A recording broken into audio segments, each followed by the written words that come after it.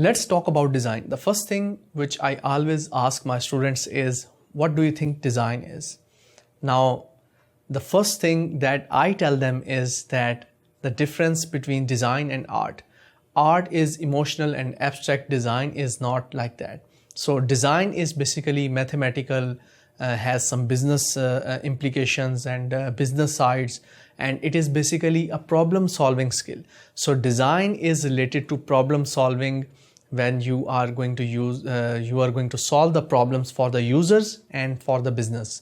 So in that process you are going to use analysis, analytical skills, human psychology and behavior, how the humans are going to have perception about this product, what they are going to perceive using these colors or this scheme or this information on this package.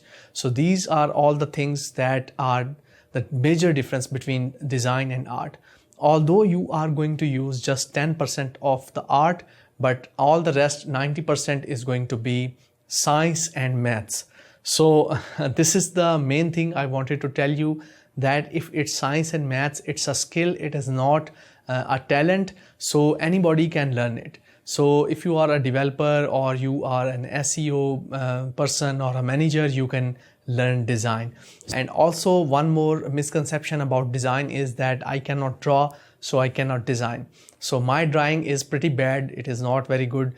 You just have to you need to know that how to draw a few basic shapes. That is all you need to know, and you need to learn for designing. So whenever you are sketching something or any idea, it is going to be very rough, and I think a kid can do it, so anybody can learn the design. So that is all about this design, what is design, and anybody can learn it. And if you are not from a design background, then this course is for you. You are going to learn all about design and how to improve your design skills using different principles, using different methodologies and different tricks and tips I have developed in the past 8 to 10 years. So let's move on to the next lesson.